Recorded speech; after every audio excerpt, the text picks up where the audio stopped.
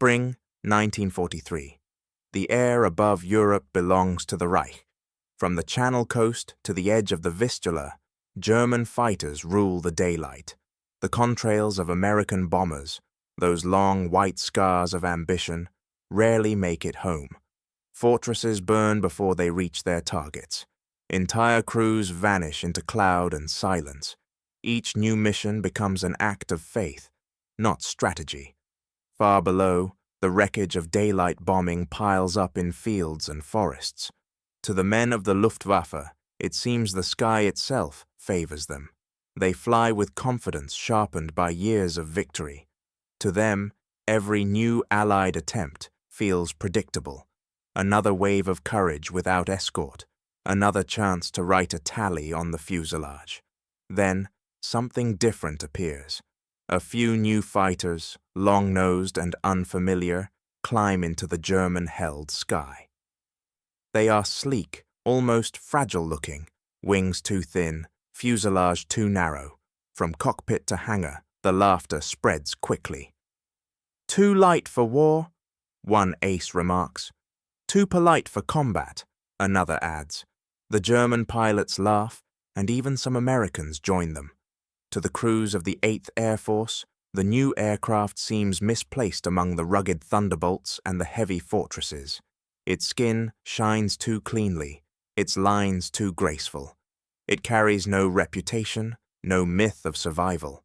A newcomer in a sky of veterans. But appearances can deceive, and this one carries a secret that few yet understand. Beneath the polished aluminum beats a heart built across an ocean, a British engine mated to an American design. The product of two nations that refuse to surrender their skies. It is a weapon forged not in pride, but in cooperation.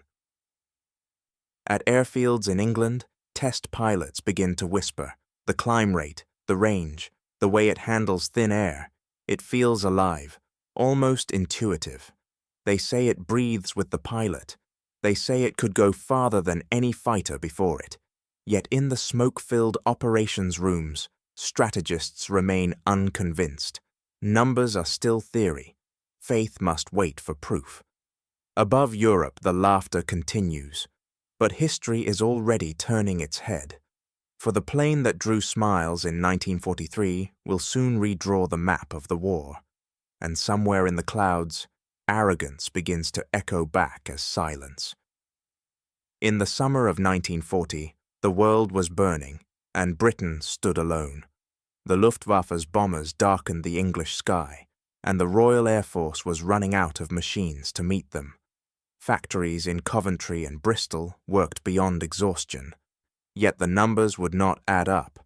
Britain needed fighters, fast. Across the Atlantic, in a California hangar that smelled of oil and ambition, North American aviation received a call from desperation itself. The British Purchasing Commission asked for fighters, any that could fly and fight. North American, without a proven fighter design, offered something audacious.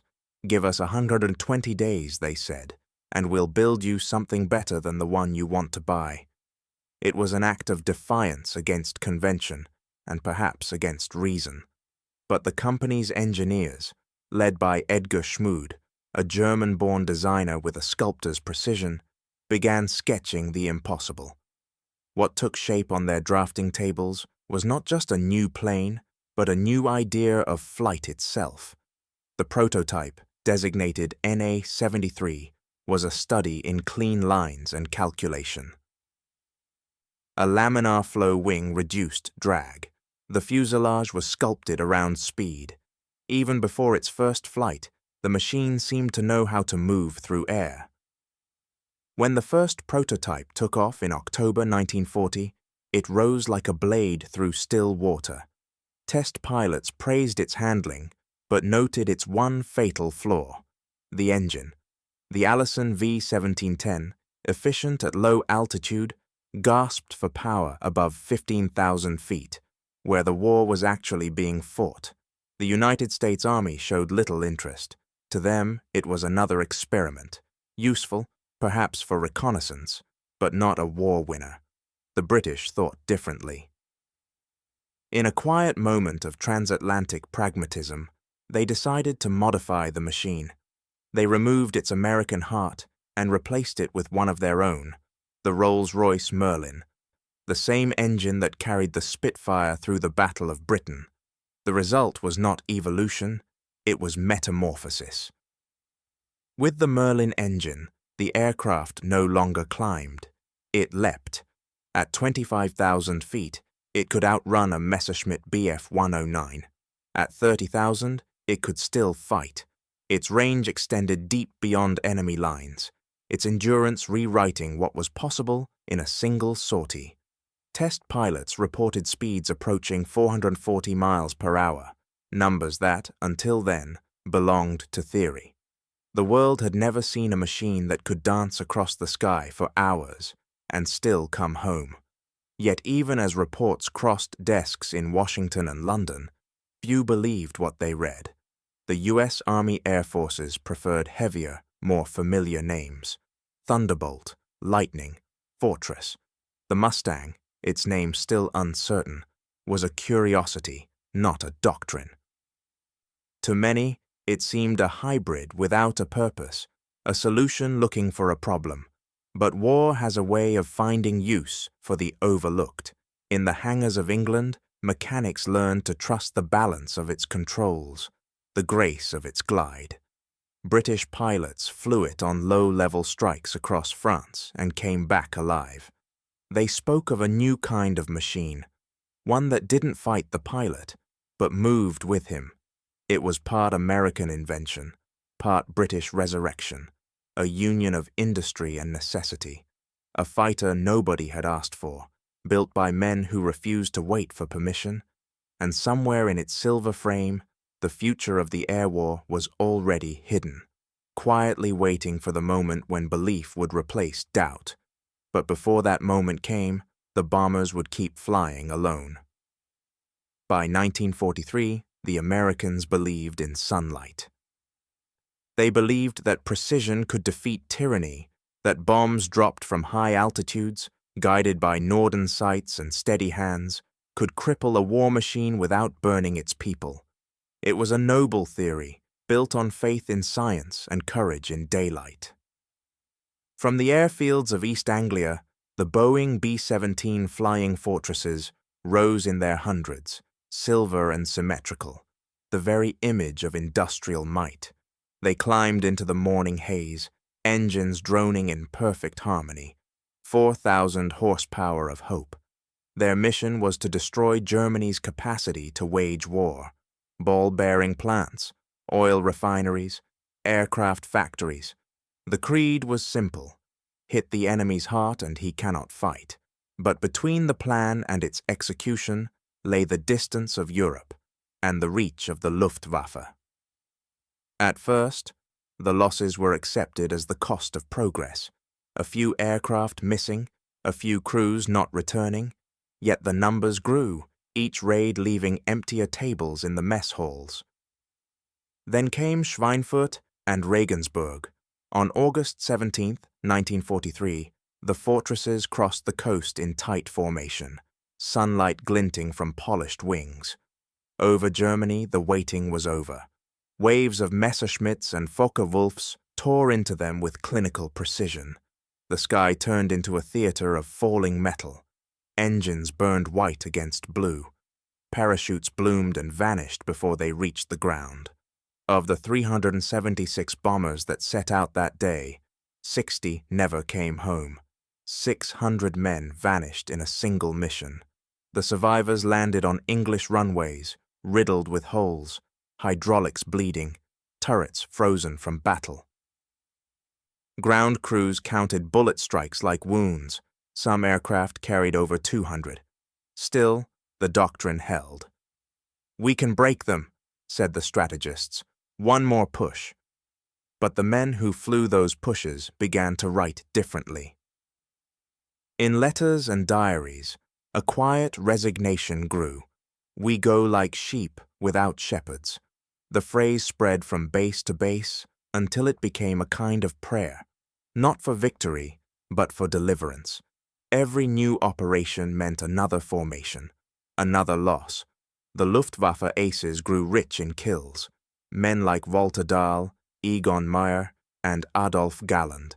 They hunted methodically, confident that no American fighter could reach them beyond the Belgian frontier. At 25,000 feet, Germany still owned the air.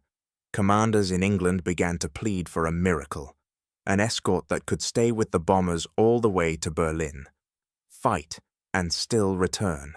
Engineers offered half solutions: fuel tanks that leaked, fighters that overheated or faltered at altitude. None could bridge the distance between promise and survival. Each raid became a ritual of endurance. Crews fastened their flak jackets, kissed their lucky charms, and climbed into thin air. They flew through contrails of their own dead. In their minds, daylight no longer meant precision. It meant exposure. By autumn, the bombers were returning in fragments, wings patched with canvas, tail guns silent, oxygen masks iced with blood. Commanders began to question not the courage of their men, but the logic of their own belief. Could sunlight really win a war fought in darkness? And yet, in the hangars of another airfield, the answer already waited. A machine built for speed and distance, dismissed, underestimated, almost forgotten. No one yet realized that the escort they prayed for had already been born, waiting only to be believed in. Redemption in war rarely begins with revelation. More often, it starts in a hangar, among draftsmen, grease, and sleepless engineers, trying to turn theory into survival. In 1943, that redemption took the shape of a long-nosed fighter few had believed in, now reborn with a heart transplanted from another nation. The Rolls-Royce Merlin engine had transformed the Mustang from an elegant experiment into a living force of nature. With its new power plant, the P-51B climbed higher than 40,000 feet, faster than 437 miles per hour, and, most importantly, farther, over 1,000 miles on a single mission.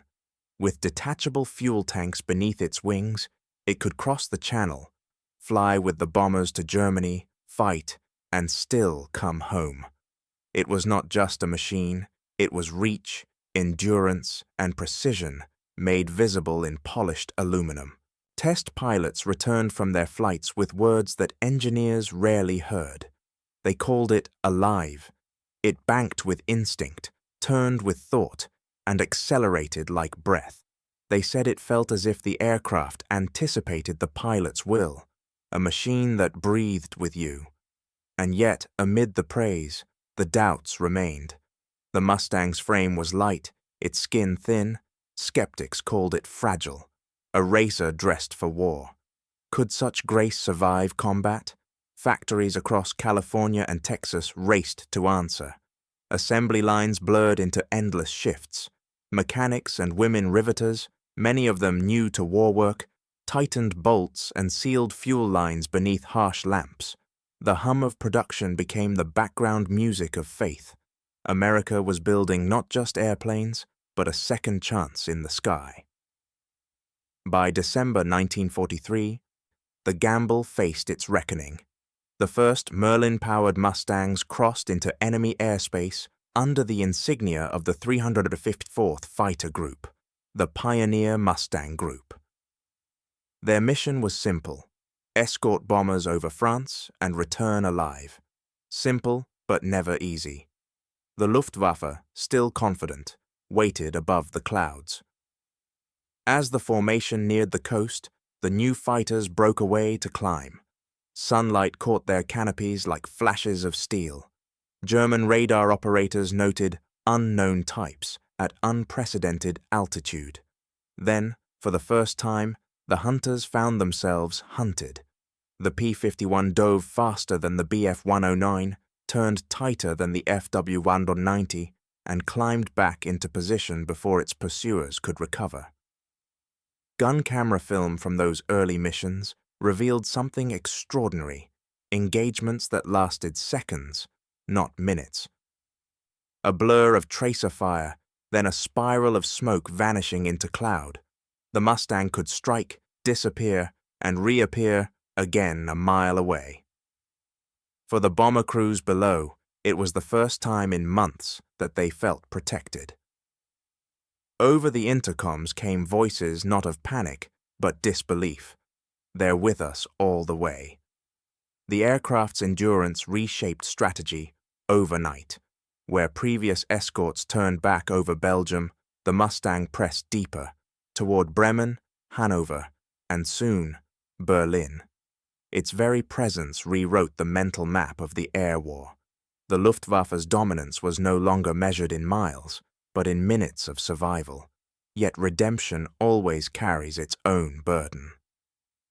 For every pilot who praised the Mustang, another doubted its fragility. A single burst of cannon fire could tear through its skin. To fly one was to balance on the edge between mastery and mortality.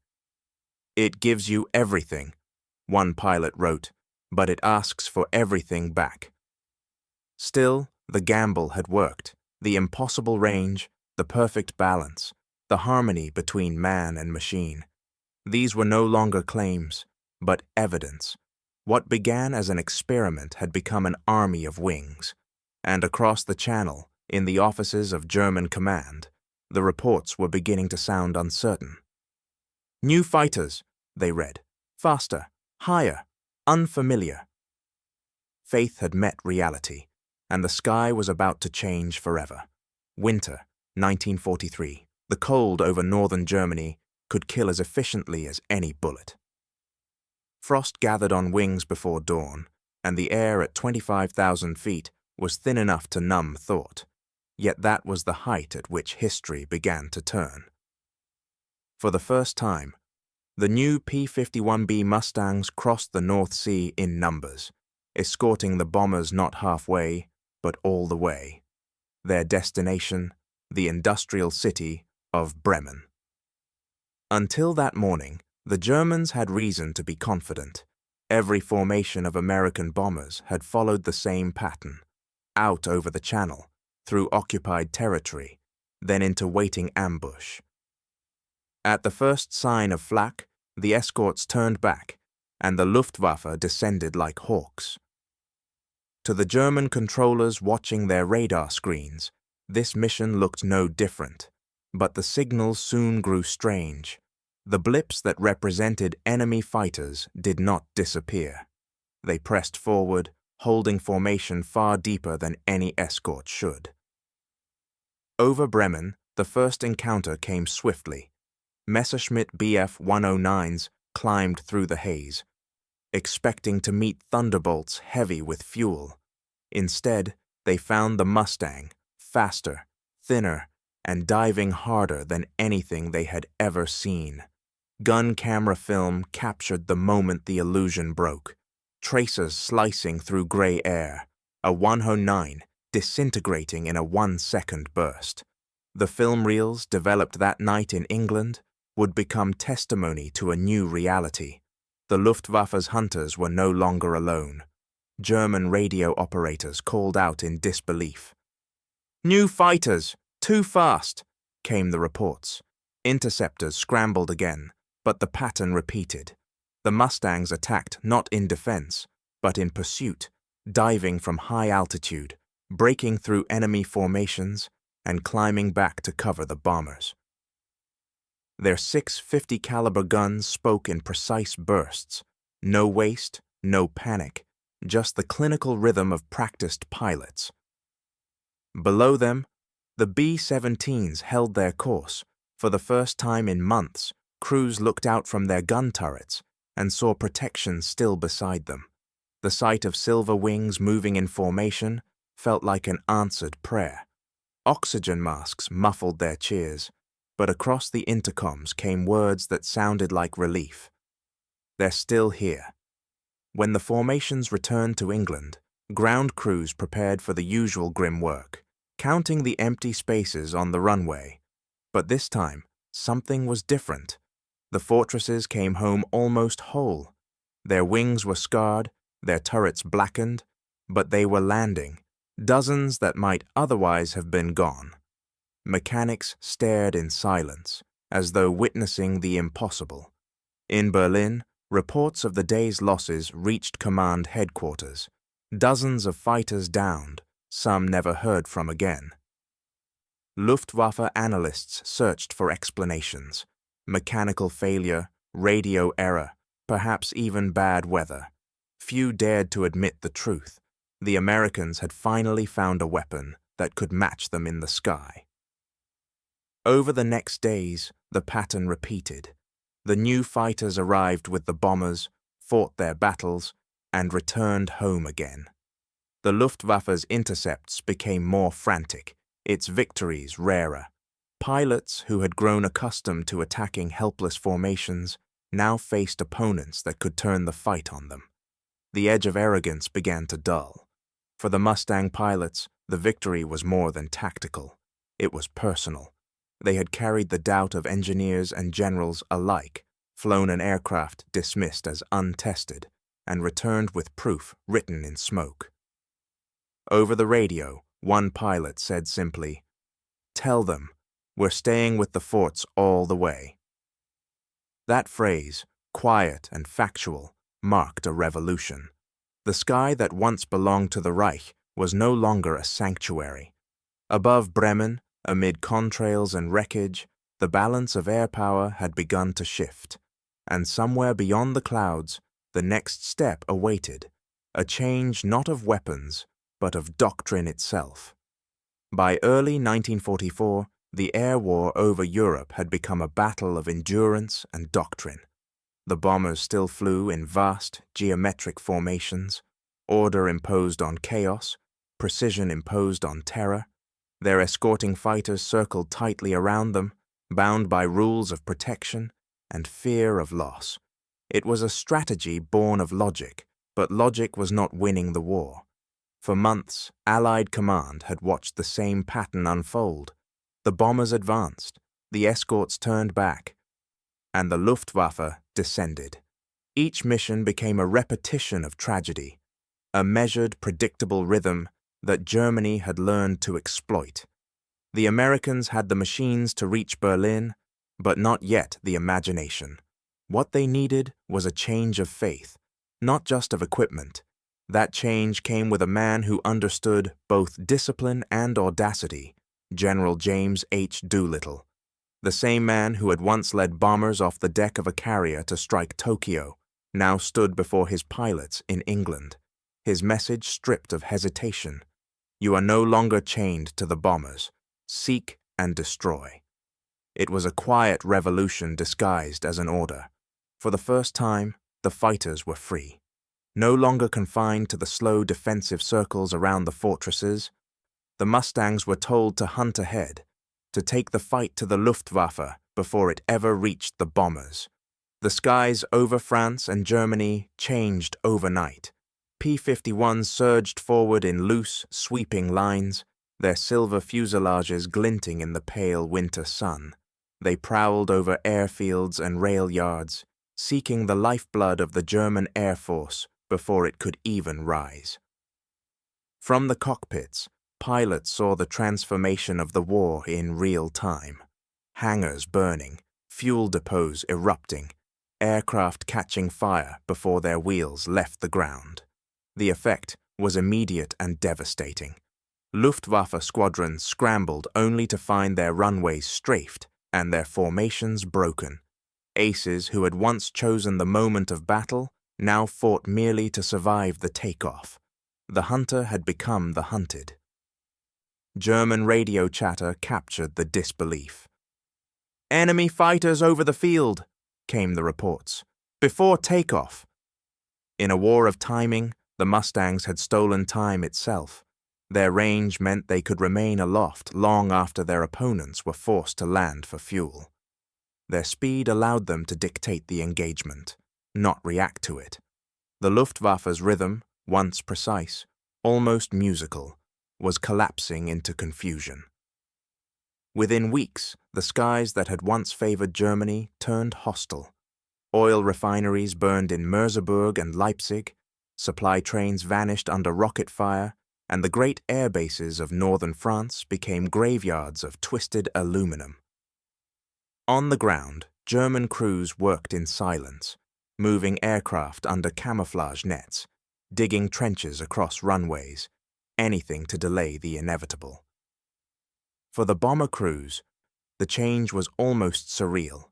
Missions that had once meant slaughter now saw far fewer empty bunks upon return. The radio chatter of escorting fighters grew calm, confident, even surgical.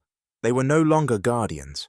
They were predators shaping the battlefield before the bombers ever arrived.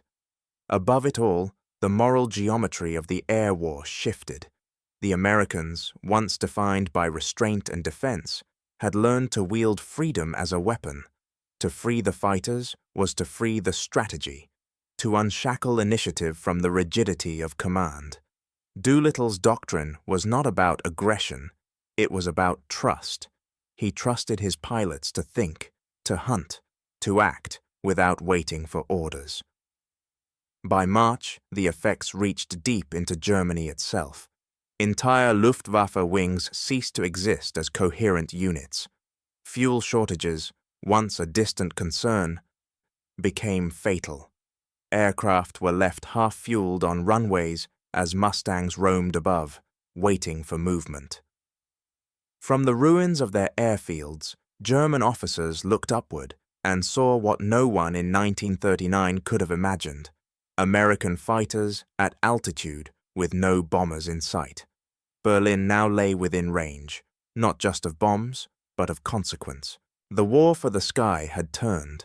What began as protection had become pursuit, and what began as strategy had become freedom.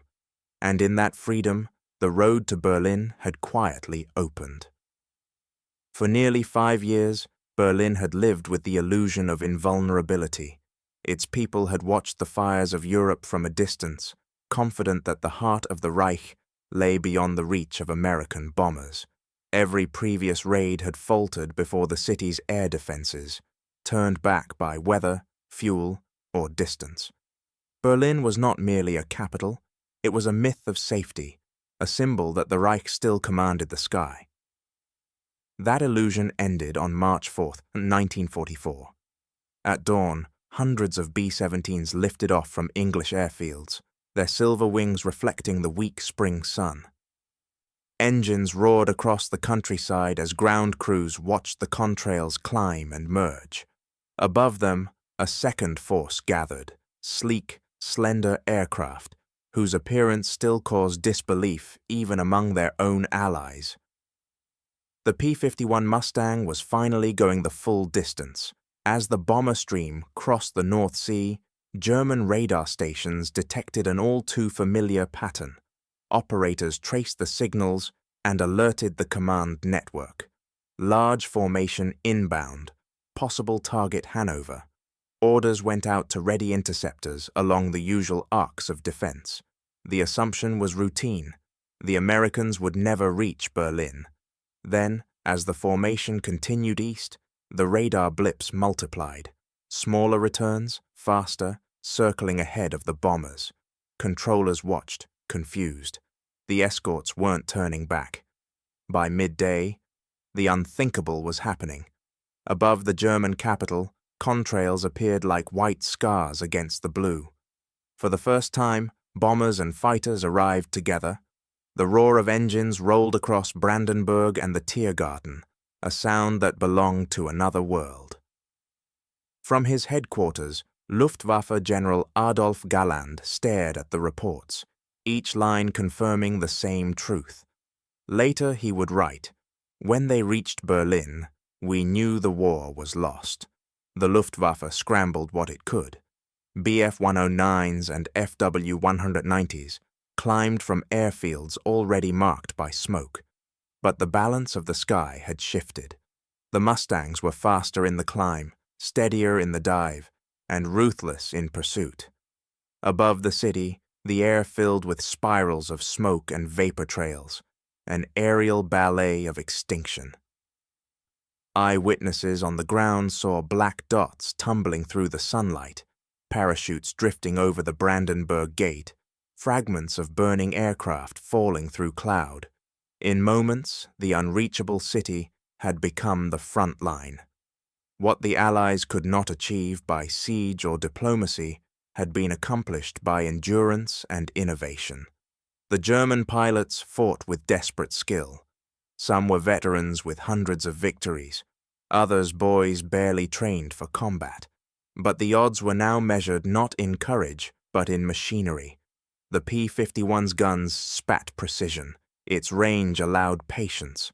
Luftwaffe formations disintegrated before they could organize.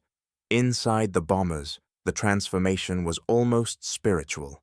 Crews who had spent months flying through slaughter now looked out their windows and saw silver wings keeping pace, even above Berlin itself. One gunner later wrote, "It felt like the world had finally caught up with us." The symbolism was not lost on either side. Berlin had been the untouchable heart of the Reich, the city Hitler called the fortress of Europe. Its invasion from the sky carried no occupation troops, no artillery, only the sound of engines that no wall could stop.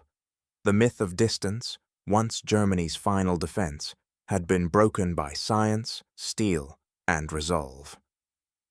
In the command centers of the Luftwaffe, the reaction was disbelief edged with silence. If the Americans could reach Berlin and fight there, there were no sanctuaries left. Every factory, every depot, every railway line now stood exposed. And in that realization, arrogance began to collapse, not with a roar, but with the quiet understanding that the war's end could now be measured in miles. When the surviving formations turned west that evening, the contrail stretched from Berlin to the horizon, lines connecting past triumph to future defeat. The Mustangs had not just crossed a distance, they had crossed an era. But even as the smoke settled over the German capital, the greater consequence was only beginning. The Luftwaffe had lost more than aircraft that day. It had lost the rhythm of its own survival. By the summer of 1944, the German sky had changed color. It was no longer the proud blue of conquest, but the pale gray of exhaustion. The Luftwaffe, once the most feared air arm in the world, was bleeding out, not in defeat on a single day, but in the slow attrition of men, fuel, and faith. In 1939, it had been a storm, fast, coordinated, unstoppable. By 1944, it was a shadow of that power, stretched thin across every front and starved of the very elements that kept it aloft. Allied bombers now struck with near impunity, while the P-51 Mustangs hunted anything that moved, trains, convoys, even lone aircraft taxiing for takeoff. The empire that once ruled the air was learning what it meant to lose altitude, one sortie at a time. The losses were no longer measured in aircraft, but in experience. The Luftwaffe's veteran aces, men who had fought since Spain, since Poland, since the first days over France, were dying faster than Germany could replace them. For every seasoned pilot lost, a boy took his place, barely 20, trained for 20 hours at best. He climbed into the cockpit of a Bf-109 with a manual in his lap and fear in his throat. His opponent, more often than not, was a Mustang pilot with 2 years of combat behind him. The results were predictable and merciless. Combat lasted seconds. The newcomers rarely saw their attackers. Tracers came from behind, a flash, and then the sky filled with smoke and debris. On the ground, officers read the reports in silence. The statistics were mathematical, but the reality was human. Germany's most precious resource, its trained pilots, was vanishing faster than fuel or steel, and fuel itself was vanishing too. Allied bombers, escorted by Mustangs, had begun striking at the synthetic fuel plants, the lifeblood of the Luftwaffe. Refineries at Leuna, Merseburg, and Pölitz burned for days. Without fuel, no amount of courage could lift an aircraft into the air. By July, half of the Luftwaffe's fighters sat grounded, not for lack of parts or pilots, but because their tanks were dry. The Mustangs exploited that paralysis with surgical cruelty. They struck convoys carrying aviation fuel, strafed the railway lines feeding the front, and destroyed tankers on the roads. Their range meant nowhere was safe. Not the skies of Bavaria, not the fields of Saxony, not even the airfields deep in Austria. The Mustang had become not just an escort, but a predator that understood the fragility of its prey. German morale followed the same downward spiral. Aces who had once collected victory tallies now collected funerals. In their diaries they wrote not of triumph, but of absence. "We are running out of everything," one wrote, "except duty." For the first time since the war began, the Luftwaffe no longer believed in the skies it defended. On the Allied side, the transformation was equally striking. The Americans had learned patience. Their pilots rotated, rested, retrained. Their losses were terrible but sustainable. Their machines were built by the thousands. Their fuel tanks never ran dry. The war in the air had become a contest of endurance, and endurance was now an industrial weapon. From above, the pattern became clear. Every German sortie that rose to meet the bombers was smaller than the last. Every return flight left more empty revetments behind. By August, entire fighter groups existed only on paper. Commanders issued orders to squadrons that no longer had aircraft or men to fly them. Still, some flew. They launched on fumes, climbed toward impossible odds, and met Mustangs waiting at altitude. To many of them, it was not combat. It was ritual, a final salute to an idea of air power that had once ruled Europe. The Luftwaffe's decline was not loud. It came in the silence after takeoff, when the airfield remained still because there was no one left to follow. It came in the static on the radio, the broken transmissions of pilots who never returned. By the time the Allies invaded France in June, the Luftwaffe could not contest the sky above its own army. The once mighty guardian of the Reich had become a ghost. Skill had died. Industry had won. The sky, once filled with mastery and myth, now belonged to endurance. And as the Mustangs roamed deeper into Germany, one truth became clear. The war that began in arrogance would end in exhaustion. By the end of 1944, the war in the air had become both routine and personal. Each dawn began with the same ritual: coffee strong enough to burn the tongue, a silent walk to the flight line, a brief glance at the sky. Names like Gentile, Preddy, and Jaeger began to echo across the airfields of England, men barely older than the machines they flew. They were young, often too young for the weight they carried, yet their faces had already learned the stillness of experience. They lived on nerves, caffeine, and fatalism. In the dispersal huts, laughter came easily, but never lasted long. Somewhere in every group, there was an empty chair, an unclaimed jacket, a silence that filled the space louder than any song. The Mustang squadrons had become tribes of endurance, men who measured life not in years, but in missions survived. Their world existed between briefings and engine starts, between the cold of altitude and the smell of oil on the runway. To fly a Mustang was to balance grace and precision. It was not a brute's aircraft. It demanded control. The plane's sensitivity meant that every movement of the hand, every twitch of the foot, echoed in the sky. Pilots said the Mustang didn't fly for you. It flew with you. One called it an animal you had to tame every morning. Gentile was one of those who made it look effortless. Dominic Don, Gentile, Italian-American, confident, irreverent, became a symbol of the air war's new generation. His Mustang, Shangri-La, bore the marks of victory across its nose, but each kill carried the shadow of those who hadn't returned. When Gentile's luck finally ran out, it wasn't over enemy territory, but back home, his aircraft breaking apart during a victory demonstration. The fragility of mastery had caught him at last. George Preddy, quiet and deliberate, was the opposite of Gentile's bravado. His reputation grew through restraint, not aggression. He studied the air like a chessboard, understanding angles, light, and speed with almost mathematical precision. By December 1944, he was the highest-scoring Mustang ace in the European theater, until a burst of friendly fire over Belgium ended his story. For the men who knew him, it was the cruel symmetry of war. Even the best could not outfly fate. Then there was Chuck Yeager, a young West Virginian whose calm under pressure became legend. Shot down over France in March 1944, he escaped through the Pyrenees and returned to duty, defying orders that might have grounded him. Yeager's flying style was precise, instinctive, almost clinical.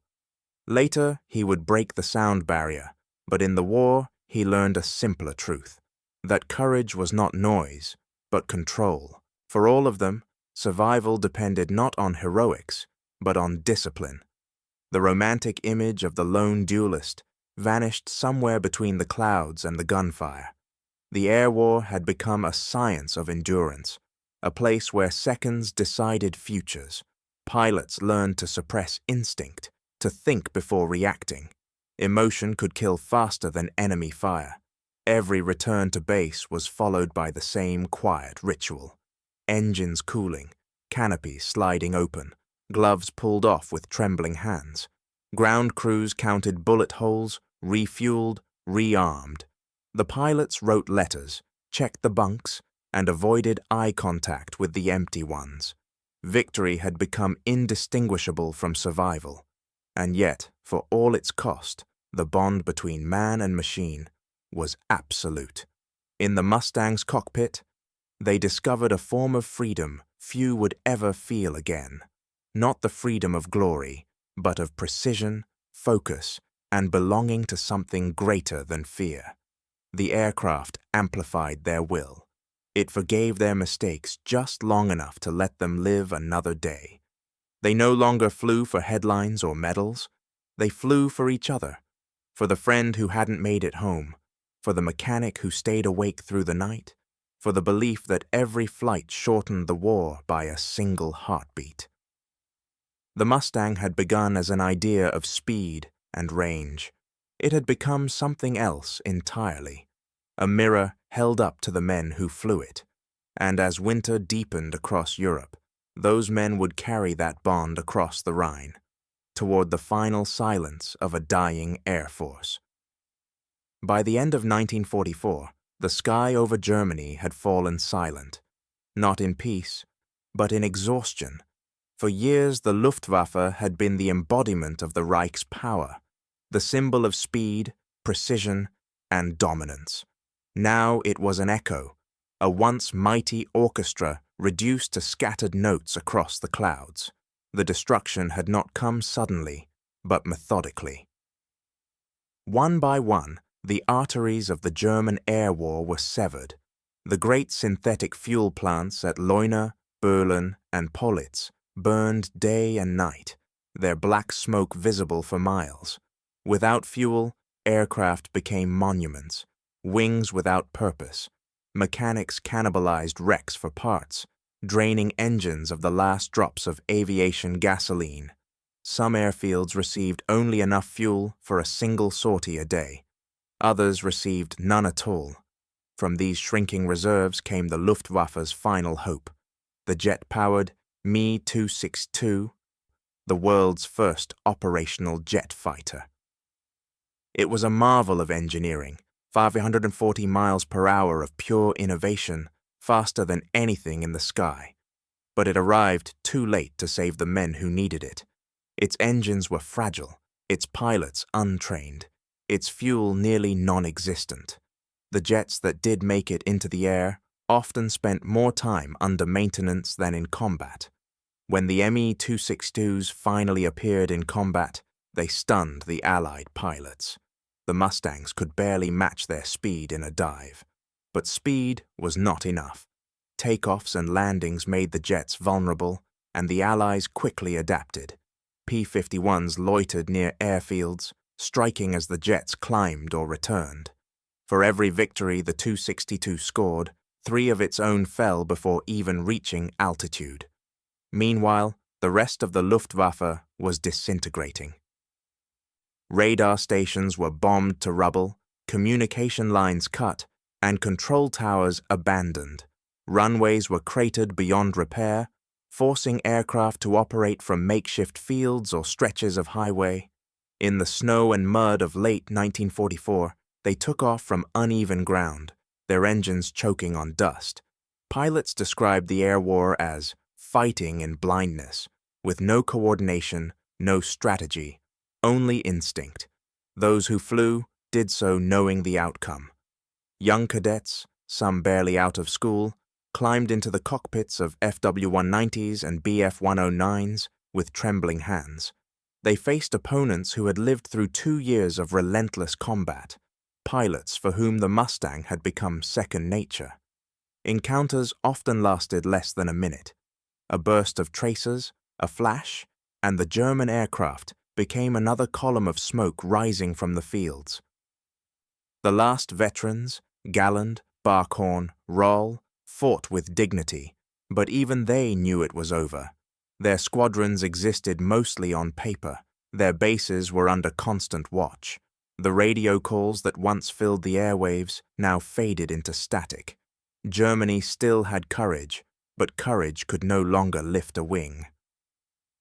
By early 1945, the Luftwaffe's presence had become a ghost story. Allied bombers crossed the Rhine without interference. Reconnaissance flights mapped entire cities without opposition. On the ground, civilians looked up and saw silver Mustangs, tracing wide arcs over the ruins. Not intruders now, but rulers of the sky. For the first time since 1939, the Germans looked upward and saw defeat. Even the landscape bore witness. Airfields lay scarred and silent, littered with burnt fuselages and twisted propellers. In hangars once filled with the noise of engines, there was only wind. The Luftwaffe's empire, built on arrogance and brilliance, had collapsed one cockpit at a time. The Mustang did not simply win the air war, it ended an era. It proved that range could overcome geography, that industry could outlast genius, and that endurance was the truest form of strength. Above the smoldering ruins, a new silence took hold. Not the silence of victory, but of inevitability. The war for the sky was over, and soon that silence would spread to the ground below. March 1945. The last river stood between the Allies and the heart of Germany. The Rhine, broad, grey, and ancient, had once been the border of empires. Now it was the final line of a dying one. Along its western bank, thousands of men and machines gathered under a sky that no longer belonged to the Reich.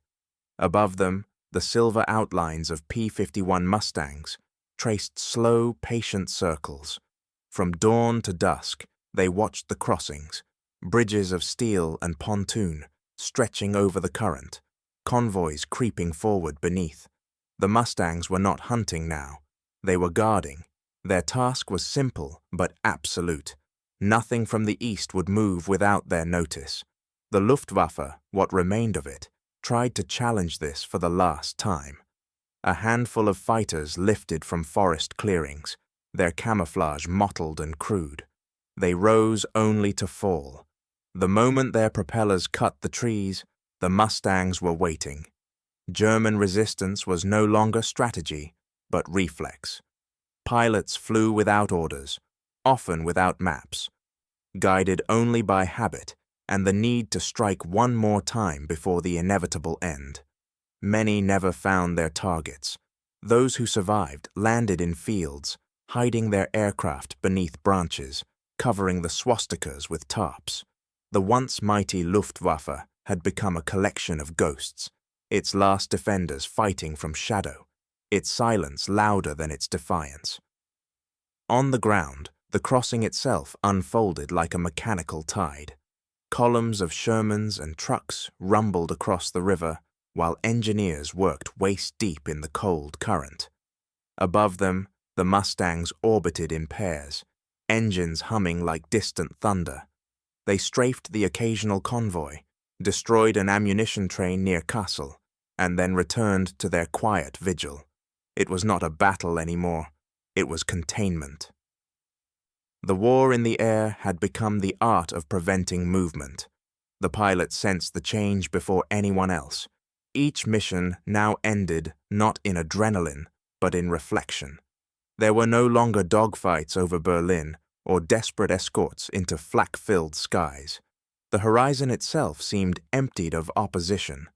One Mustang pilot wrote home, "It's over, but it doesn't feel like victory. It feels like the world is holding its breath." At the airfields in France and Belgium, the routine continued: briefings, takeoffs, maintenance. But the energy had shifted. The laughter was quieter. The competition for kills had stopped. Instead, they counted days, not victories. Many had flown over 200 missions. Some could no longer remember the names of the men who hadn't returned. The war that had begun in fire was ending in fatigue. Across the Rhine, German cities lay open and broken. Smoke drifted from what once were neighborhoods, factories, and airfields. Civilians walked through streets that no longer needed air raid sirens. They looked up and saw Mustangs overhead, not as enemies now, but as witnesses to something finishing itself. Even the weather seemed subdued. The cold wind from the east carried no threat, only a strange stillness. The air war had burned itself out. The Mustangs continued to fly their patrols, but there was nothing left to fight. In their silence, the pilots began to understand that endurance had outlived ambition, that victory was not a shout, but a slow exhale. By the end of March, Allied forces had crossed the Rhine in full strength. The road to Berlin lay open. The Mustangs no longer needed to lead. They simply watched from above, the guardians of a sky that no longer resisted them. And as their shadows passed over the quiet waters of the Rhine, they carried with them the echo of everything the war in the air had become: precise, relentless, and profoundly tired. When the guns finally fell silent, the Mustang remained, gleaming, intact, almost defiant in its stillness. Across Europe's broken airfields, where twisted wrecks of Messerschmitts and Focke-Wulfs lay rusting into the mud, the P-51 still looked ready to fly. It had outlasted the war that had made it necessary, and in doing so, it had transcended it. Analysts, engineers, and historians soon began to dissect its anatomy, searching for the secret behind its balance of grace and lethality. What they found was not just clever engineering, but philosophy. Every curve of the Mustang's airframe, every rivet on its skin had been guided by a principle as old as art itself: form must serve function, and function can be beautiful.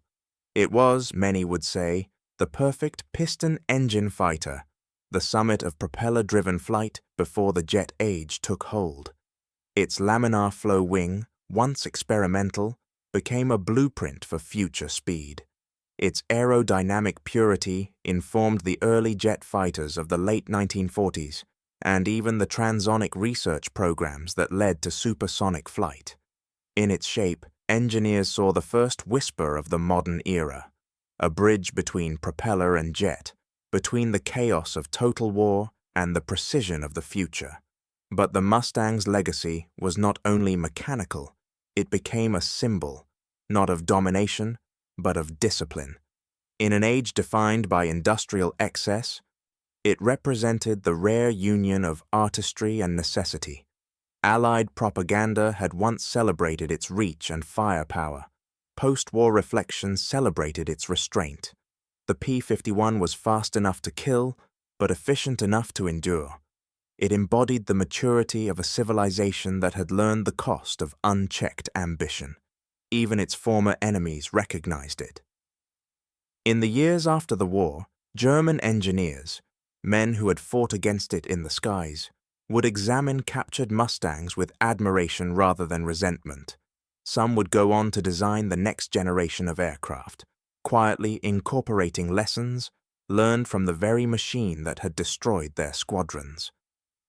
In museums across Europe, restored Mustangs now stand beside Messerschmitts and Spitfires, not as trophies, but as equals, instruments of a time when courage and innovation were indistinguishable. In America, the Mustang became a cultural relic of a different kind. Veterans brought them home, flying them at county airfields and air shows, their polished skins reflecting sunlight instead of fire. Children watched from the grass as the roar of the Merlin engine echoed once more, no longer as a sound of war, but of memory. The aircraft that had once symbolized destruction had become an artifact of beauty, preserved in flight. To this day, few machines evoke the paradox so perfectly: elegance shaped for killing, invention redeemed by endurance. The P-51 outlasted the ideologies it fought against. It outlived the empire that mocked it and the doctrine that underestimated it. Where fascism and tyranny crumbled, the Mustang continued to fly. Proof that function, when guided by purpose rather than pride, can become something moral. Its designers had not sought glory, only performance. Its pilots had not sought immortality, only survival. Yet somewhere between blueprint and battlefield, the two met. The result was a machine that seemed to carry within its wings the entire arc of human invention, from destruction to understanding, from arrogance to balance. In the end, the P-51 was more than a weapon. It was a lesson in restraint, in harmony, in how power can be made precise. Form had finally met function. Beauty had learned to kill precisely. When the last mission was flown and the engines wound down for the final time, the silence that followed felt heavier than the noise that had filled the years before. The P-51 Mustang had won the war for the sky, but victory came with arithmetic that no celebration could erase. In total, 4,150 Mustangs never returned. Each loss meant a pilot, a crew, a family left staring at the empty space where a letter might have been. The men who flew them knew the odds. They measured their lives not in years, but in missions. Each sortie, a coin flipped against fate. Some came back again and again, only to vanish on a day that seemed no different from any other. The surviving pilots remembered the war not as glory, but as exhaustion. The gun camera footage, the victory rolls, the photographs, those belonged to the newspapers. What stayed with them were the quiet moments, the hiss of oxygen at altitude, the metallic taste of fear, the pale sunrise over France. They remembered the smell of burning fuel and the sound of their wingman's voice cutting out mid-sentence. In their memories, combat was not triumph, it was persistence. Many spoke of the emptiness that came with living through what others did not. When the war ended, they were still young, but carried the fatigue of age. Some returned home to open garages, to teach, to farm. Others could never adapt to the stillness of peace. They had lived too long in motion. The Mustang had given them purpose. Without it, the world seemed strangely flat. For the families of those who didn't return, the numbers meant nothing. Each aircraft lost was its own universe. A son, a brother, a husband, suspended somewhere over Europe, his story written in air and silence. Official reports listed them as missing, as if absence could be categorized. In truth, they had simply become part of the sky they once ruled. Historians later described the air campaign as a masterpiece of coordination and industrial might. But beneath the strategy lay the human equation. Thousands of men consumed by the very endurance that defined their victory. The Mustang's success had depended not on invincibility, but on repetition, on sending crews back again and again until the enemy broke first. History records the triumph, but rarely the toll. Every contrail left behind by a returning flight was in its own way a memorial. White lines written across blue, vanishing in minutes but remembered for generations. They marked the invisible price of freedom, altitude, time, and blood. In those trails, one could read the paradox of endurance, that survival is both gift and burden. The pilots understood it better than anyone. They had seen courage fail and fear redeemed, had watched skill outlast arrogance, and had learned that freedom, like flight, is never weightless. It demands fuel, sacrifice, and the willingness to rise again after every fall.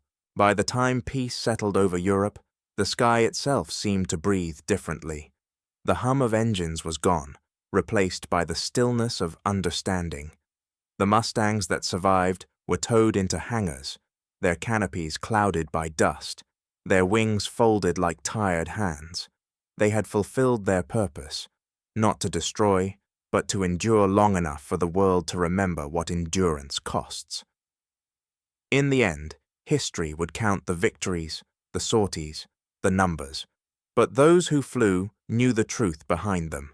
Freedom always has a number, and the sky remembers everyone. History often remembers victory as a matter of invention, a single machine, a single breakthrough, a single stroke of genius. But the story of the P-51 Mustang is quieter than that. It is not a monument to perfection, but to revision, to listening, to learning. It was not the first to fly, nor the fastest at the start. It simply kept evolving until the sky itself yielded. At 30,000 feet, the air thins and mistakes are unforgiving. The men who built and flew the Mustang learned that lesson early. Its greatness was not born from brilliance alone, but from humility, the willingness to admit what did not work and to fix it before pride interfered. Every component, from the shape of the wing to the chemistry of its fuel, was adjusted, refined, improved. The Mustang was not flawless, it was perfected through correction. This attitude stood in sharp contrast to its enemy. The Luftwaffe, forged in early triumphs, had grown accustomed to brilliance. Daring prototypes, revolutionary designs, pilots treated as prodigies. For a time, it worked, but as the war deepened, brilliance became brittle. Germany's engineers created wonders like the Me-262, but too late and too proud to adapt. Innovation without humility had turned into performance without purpose. The Americans, by contrast, understood the long game. They prized endurance over genius, collaboration over ego. Factories and test fields became laboratories of listening, places where a single pilot's complaint could lead to a nationwide redesign. Engineers learned from their errors, not despite them, but because of them. The Mustang's success was built on that patience, the belief that every failure could be rewritten into function, even its hybrid nature. American frame, British engine, reflected that philosophy. It took two nations to make it work, because no one nation had all the answers. The Rolls-Royce Merlin engine gave the P-51 the altitude it needed. American production gave it the numbers to matter. Together, they turned compromise into conquest. For the pilots, these lessons were just as clear. At altitude, arrogance killed faster than bullets. The Mustang's controls demanded precision. Its range demanded discipline. Those who treated it like a showpiece didn't last long. Those who respected its limits found it rewarded them with life. In every sortie, the aircraft reminded its pilot of a truth too often forgotten in war. Mastery begins with restraint. By the end of the conflict, the air war had become less about domination and more about understanding, an engineering dialogue carried out through fire and metal. The Allies learned that technology succeeds not by outshining others, but by outlasting error. The Luftwaffe's story was one of brilliance undone by inflexibility. The Mustang's was one of imperfection transformed by humility. Looking back, the contrast is almost philosophical. One side believed in genius, the instant solution, the perfect design, the solitary ace. The other believed in correction, the incremental climb, the collective discipline, the shared endurance. In the long, slow war above Europe, it was patience that proved more lethal than pride. When the final missions ended and the skies grew quiet, the Mustang remained, a machine that had learned more from its flaws than its victories. Its legacy was not just aerodynamic, but moral. It embodied the lesson that progress is not the absence of failure, but the mastery of it. From the ground, the contrails of that lesson still drift across history, white lines of humility drawn against a sky once filled with arrogance. That was its quiet genius. In 1943, the laughter came easily. On airfields from France to Prussia, German pilots watched the first sightings of the new American fighter and dismissed it outright. It looked delicate, its wings too narrow, its nose too long, its frame too light for war. An American toy, they called it, built for air shows, not for battle. Their laughter echoed through hangars, through mess halls, through the confident rhythm of a nation still convinced of its mastery in the air. That laughter was not arrogance alone, it was memory. For years, the Luftwaffe had owned the daylight sky. They had seen every challenge before, new aircraft, new tactics, and each time they had prevailed. To them, this new machine, the so-called P-51, was nothing more than another attempt, another fleeting design destined to vanish beneath the black smoke of German engines. But arrogance, like altitude, is fragile. By 1944, the same pilots who had mocked the Mustang were facing it above their own cities. The same long wings they had ridiculed now carried death over the Reich. At first, disbelief, then recognition, then fear. The Americans had built a fighter that could climb with them, turn with them, and chase them all the way home. The laughter stopped when the contrails appeared, thin silver lines crossing the German sky, where no American fighter had ever been before. By the spring of 1945, the transformation was complete. The Luftwaffe's proud formations were gone, their veterans buried or captured, their young replacements flying machines that barely left the ground. Above Berlin, the sky shimmered with the reflections of hundreds of Mustangs. They did not come alone. They came with bombers, with victory, with inevitability. The German controllers watched their radar screens in silence. The unthinkable had become routine. Bombers over the capital, escorted from England and back again without loss. From his bunker, Galland wrote later, "When they reached Berlin, we knew the war was lost." In that moment, the laughter of 1943 became the echo of defeat. For the men in the Mustangs, there was no celebration in that triumph. They had flown too long, seen too much. Victory, when it came, felt not like glory, but like release. They watched the smoke rise from cities and felt no pride in their precision. They had escorted more than bombers. They had escorted the end of an age. The P-51 was more than an aircraft. It was a bridge. Between nations, between technologies, between eras. It carried the Rolls-Royce Merlin of Britain and the engineering of America, the spirit of two peoples who had learned, painfully, that humility builds more than pride destroys. Its beauty was not ornament but efficiency. Its grace was the language of endurance. History would remember it as perfect. But perfection had never been its goal. The Mustang's creators had not sought to design a legend. They had sought only to solve a problem. The legend came later, written in contrails and silence. After the war, a few captured German pilots were shown the Mustang up close. They walked around it slowly, touching its metal skin, tracing the smooth lines of the wings. One of them was heard to say, almost softly, "We should have built this." It was not bitterness, it was recognition. They understood, at last, what had defeated them. Not numbers, not luck, but patience. A machine that listened more than it boasted, refined rather than reinvented. From 1943 to 1945, the sky had turned inside out.